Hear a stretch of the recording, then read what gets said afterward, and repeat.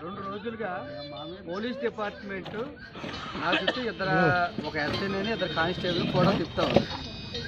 సరే నిన్న రమ్మన్నారు, పోలీస్ స్టేషన్ రమ్మంటే కాపీ యువకులందరం కూడా వెళ్ళాం. వెళ్తే అక్కడ పోలీస్ స్టేషన్ ఆంధ్రజ్యోతి ఫ్రంట్ పేజీలో కూడా వచ్చింది. ఏం చేశారంటే అక్కడ లోన పిలిచి మీరు ఉత్తి తెల్లకాగితాల మీద మా చేత సంతకాలు పెట్టమంటా ఉన్నారు.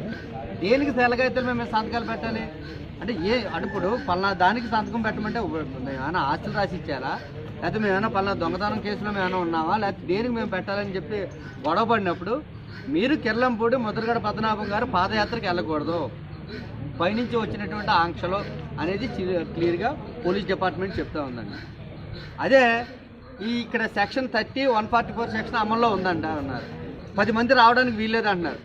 అక్కడ తెలుగుదేశం కార్యకర్తలు అందరూ కూడా నిన్న పెద్ద ఎత్తున ర్యాలీ చేసి ఒక పాలాభిషేకం, ఒక నాయకుడికి పాలాభిషేకాలు చేయడం, రకరకాల కార్యక్రమాలు తెలుగుదేశం పార్టీ చేస్తుంది. కమ్యూనిస్ట్ నాయకులు ఒక 200 మంది ఒక దిష్టి బొమ్మ తగలెట్టారు.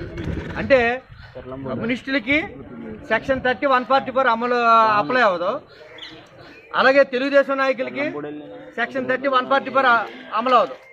ఇవాళ చంద్రబాబు నాయుడు గారు కాపులకి బీసీ స్టేటస్ రిజర్వేషన్ ఇస్తానని చెప్పి ఆయన అధికారంలోకి వచ్చిన తర్వాత కాపులకి ఎటువంటి రిజర్వేషన్ ఇచ్చాడంటే, ఈ రాష్ట్రంలో అన్ని కులాల వారికి అందరికీ కూడా హక్కులు ఉన్నాయి, కానీ మానవ హక్కులు, కాపులకు మాత్రం మానవ హక్కులు లేకుండా ప్రత్యేక రిజర్వేషన్ ఇవ్వడం అనేది నిజంగా అభినందించవచ్చు చంద్రబాబు నాయుడు గారు ఈ విషయంలో. ఎందుకంటే ఒక కాపులకు